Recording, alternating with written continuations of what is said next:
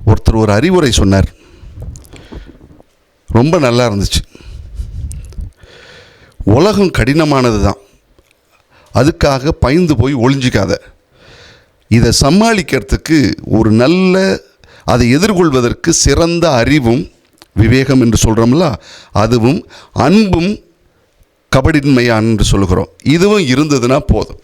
ஏன்னா தீமையான இந்த உலகத்தில் நம்மை எப்படியாவது கீழே தள்ளுவதற்கு நிறைய பேர் வருவார்கள். இதில் கொஞ்சம் புத்திசாலித்தனமாக வாழணும் அப்படிங்கிறத ஒருத்தர் கொடுத்த அறிவுரை. அன்புக்குரியவர்களே, இன்றைய நற்செய்தியில் ஆண்டவர் இயேசு கிறிஸ்து கொடுக்கிற பாடம் இது. உலகம் விவகாரமானது, அதனால் உங்களை இந்த உலகத்தில் அனுப்புகிறேன். எப்படி அனுப்புகிறேன் தெரியுமா? ஓநாய்களிடையே ஆடுகளை அனுப்புவது போல் உங்களை அனுப்புகிறேன் அப்படிம்பார். இப்போ ரெண்டையும் கொஞ்சம் யோசிச்சு பாருங்களேன். ஓநாய் பலமானது, குதர்க்கத்தனமானது, கொடூரமானது. ஆடுகள் சாதுவானது, மாட்டிக்கும். இந்த மாதிரி இடத்துல தான் உங்களை அனுப்புகிறேன் அப்படின்னு சொல்லி ஒரு உண்மையை சொல்கிறார். பாம்பை போல நீங்கள் விவேகத்தோடு இருக்க வேண்டும். பாம்பு அவ்வளோ சீக்கிரம் மாற்றாது. ஒரு பொந்துக்குள்ளே போச்சுன்னா அது தானே தன் தலையை முன்னாடி வச்சு வாழை பின்னாடி சுருட்டி கொண்டு போயிடும். அந்த கொஞ்சம் பாம்பை போல விவேகத்தோடு இருக்கணும்.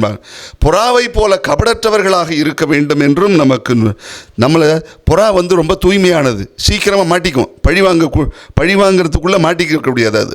அதனால் இதுபோல் நீங்கள் கொஞ்சம் கபடின்மையும் விவேகம் உள்ளவர்களாக இருங்கள்னு ஒருத்தர் மிக அற்புதமாக சொன்னார். புத்திசாலித்தனமாக இரு, ஆனால் அதே நேரத்தில் கெட்டவனாகவும் மாறிடாத அப்படிம்பாங்க. ஒரு வரலாறை நான் உங்களுக்கு காண்பிக்க ஆசைப்படுகிறேன். தென்னாப்பிரிக்காவில் நிலவிய அப்பார்த்தைட் அப்படின்னு ஒரு இன கலவரம் நடக்கிறது. இனவெறி ஆட்சிக்கு எதிராக போரிடுகிறார்கள். அந்த போராட்டத்தில் யார் முன்னாடி நின்று செய்யறதுன்னா நெல்சன் மண்டேலா. 27 வருஷம் சிறைவாசத்தில் இருந்த அந்த மனிதர், அவருக்கு எதாவது போராடுறாங்க. இவரை பிடிச்சி என்ன பண்ணுறாங்கன்னா ராபன் தீவில் இருக்கிற ஒரு சிறையில் போடுறாங்க. அந்த சிறை மிக கொடூரமான சிறை. அந்த சிறைக்கு யார் சென்றாலும் சரி அவர்களை முடிந்த மட்டும் கொடூரப்படுத்துவார்கள், கடினப்படுத்துவார்கள். மிகப்பெரிய அளவில் கொலை கூட செய்வார்களாம். அந்த மாதிரி இருந்தது.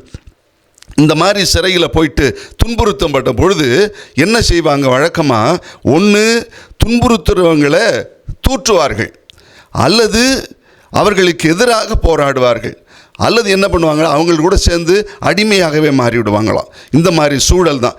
இதில் இந்த முதன்மை சிறை காவலராக இருந்த ஜேம்ஸ் கிரகோரி அப்படின்னு சொல்கிறார். அவர் மிகப்பெரிய கொடூரக்காரவர். அவர் தான் அங்கே போய் இருக்கிறார். இவர் சிறையில் இருக்கிறார்.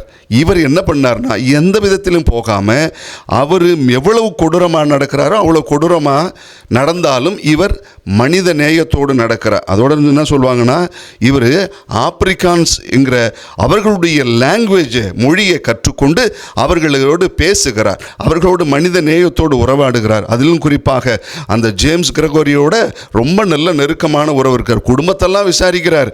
குடும்பத்தில் எல்லாரும் எப்படி இருக்கிறாங்க அப்படிங்கிற மாதிரி அவங்களுடைய நலன் சார்ந்து ரொம்ப விசாரிச்சிருக்கிறார்.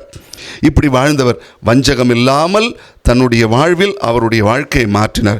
கடைசியில் ஒன்று சொன்னாங்க, 1990 நெல்சன் மண்டேலா விடுதலை ஆகி வெளியில் வரும்பொழுது முதல்ல அவரை போய் நெல்சன் மண்டேலாவை கட்டி அணைச்சி அழுது, இப்படிப்பட்ட ஒரு மனிதரை நான் இனி பார்க்க மாட்டேன் என்று சொல்லி அவருடைய மனிதநேயத்தை உணர்ந்து கண்ணீர் விட்டு அழுதார்னா அந்த ஜேம்ஸ் கிரகோரிங்கிறவர் தான். அதாவது புத்திசாலித்தனமாக இருக்கணும், ஆனால் அதே நேரத்தில் கெட்டவங்களாகவும் நாம் மாறிடக்கூடாது.